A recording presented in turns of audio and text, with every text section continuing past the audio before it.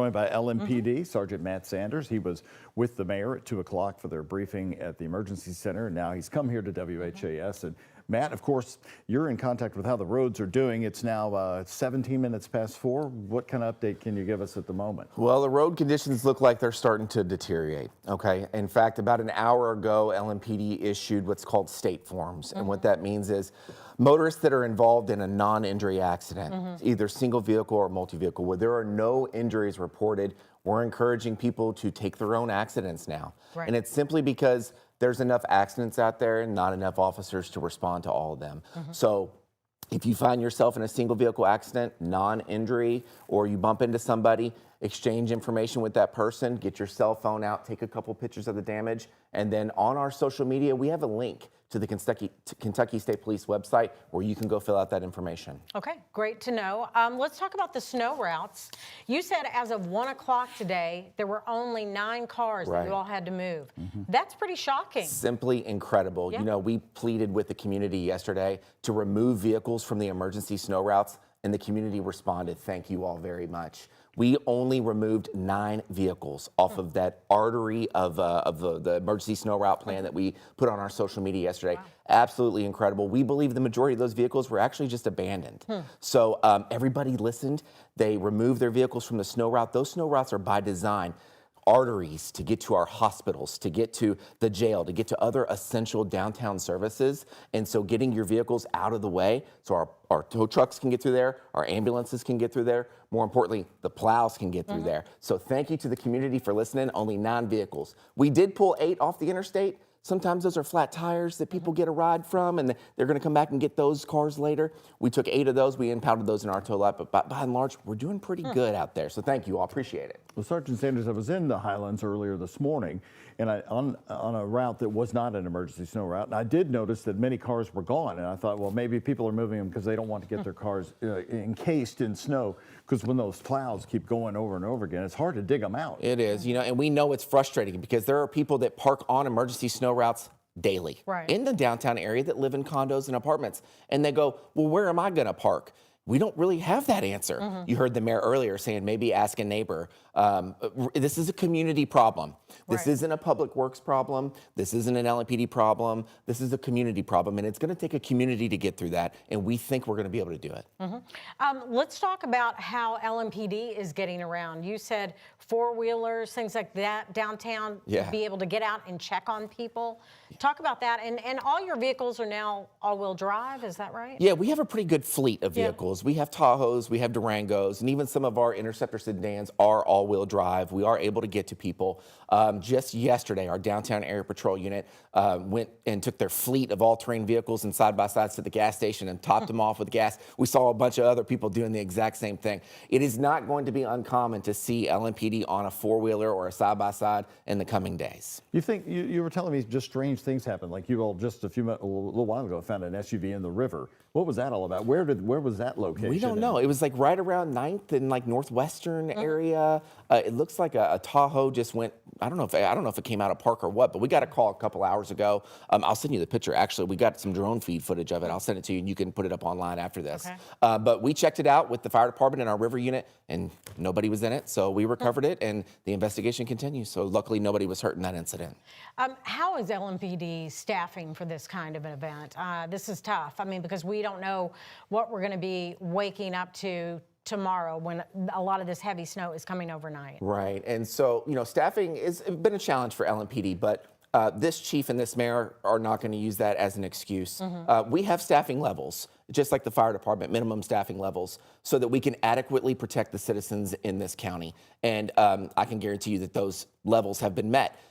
We have some overtime that we've thrown out there. We have some extra record drivers working right now and in perpetuity. We'll get through this together. The city's going to be safe. It's just as road conditions deteriorate, we're telling our officers to be careful to respond to these incidents. So it may take us a little bit longer to get to you, but we're coming. What about the safety of the city when it comes to crime, criminals, or the police? Does the police department have to focus mostly on either the traffic accidents, the wrecks? Does snow take over? Or are you able to still respond to maybe vulnerable businesses because of the crippling snow? Yeah, that's a really good question, Doug. And, we do see an increase in traffic accidents, both injury and non-injury. One jackknife semi can take a lot of resources up from us. But I think the bad guys don't like being outside when it's cold either. When it's snowy and cold like this, a lot of people, including the criminals, like to stay inside, and we prefer it that way. You see crime going down? We do, yeah. You all are the expert. You deal with fleets of cars. Give folks some of your all's advice on what they should be doing either with their cars or how they should be driving, since you have a fleet of officers who are out there on the roads driving in this. Yeah, and my advice is simple: don't. We don't want you driving in it unless you absolutely need to get to work. You're a nurse, you're a doctor, you're working at a gas station, you're restocking Costco tonight. These essential workers that need to get to work, we understand it. But if you just want to go out and do some donuts, we're encouraging you not to do those things. The less people on the road, the less chance it is that you're going to get injured, injure yourself, injure somebody else. And also a first responder has to come to you. It could be a firefighter. It could be somebody driving an ambulance or a police officer. They have to come to you in this inclement weather. So making bad decisions has a lasting effect on a lot of people. So we want you to use good judgment.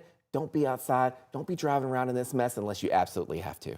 What are the calls coming in mostly? I mean, other than traffic accidents that you guys have to deal with? It's early right now. Ask me again in 12 hours. Okay. But right now, I just in typical snowstorm issues. yes. Like So this. it's check on my neighbor. Yeah. We're seeing animals left outside. My neighbor has their dog on a leash in the backyard. Get calls about animals? Oh, absolutely, and we respond to those. Metro Animal Services respond to those. We have a unit within our department, our ACE unit, Animal Cruelty Unit, that responds to those. And legislation has picked up in how we treat our animals around the state. And you need to bring your pets inside, like you heard the mayor said earlier. We do respond to those, and we'll take an ATV to go check on it.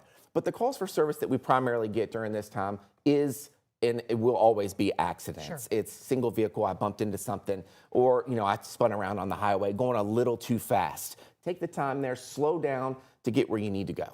Let's go over some of the ground that the mayor did cover, and that is the Arctic air for the next 7 days. You were there standing next to the National Weather Service folks there today. What kind of challenge will that bring the police department here from here on out? And of course, you all have to deal with the homeless population that is, many people just they won't come in for anything. And I know you're doing checks like that. Yeah, we obviously will do that. Homelessness is not an LMPD issue. This is a city issue. And I think the mayor's done a great job of announcing that most of these shelters are under a white flag. We encourage our homeless to take advantage of that. We're going to check on anybody outside. Our officers are going to be out patrolling. We're not going to be, sitting in our cars, sitting inside of buildings. We're going to be still out doing our jobs. And we're going to check on the community and make sure the community's safe. You look at prolonged temperatures that are freezing, though. And for the police department, what kind of challenge is that? A lot of your police officers drive cars or police cruisers, as we call them. They're not four-wheel drive.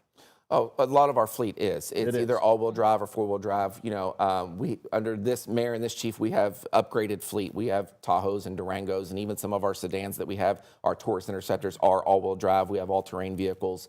Our officers do have driver's training, but policing in inclement weather is nothing new for LMPD. We police in the middle of July when it's 110, and we know what it's like when it's -10. It takes a strong-willed person that has a heart to serve their community to do this job. And the men and women of LMPD are that people. They're the ones that answer the call. And those are the ones you want responding. You have a really good police department, a really strong chief, in my opinion, and we're going to keep this community safe. And there's dedicated men and women of LMPD that are out there right now and will continue to be out there through this winter storm.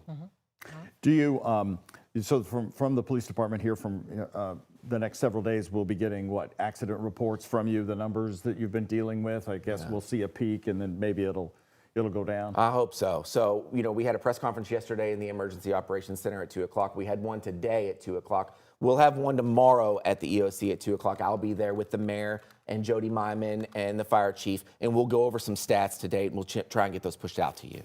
Do you help other agencies quite a bit in situations like this? Say if there's a fire or LG&E needs extra help, if we do unfortunately get into a situation where there are wires down and they need help keeping, people away from their truck. Do you get called out for quite a few of those kinds of things? Yeah, so this when it's a crisis like this and we see this type of weather, it is a mutual aid agreement.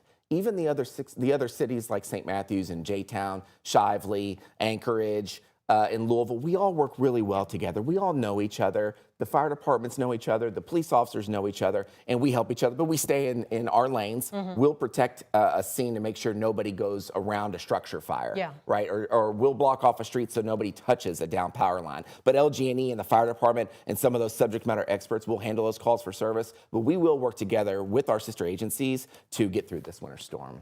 Okay. All right, Sergeant Matt Sanders, thank you so much. We'll see you at the news conference tomorrow at 2 o'clock. Sounds good. Thanks, Doug.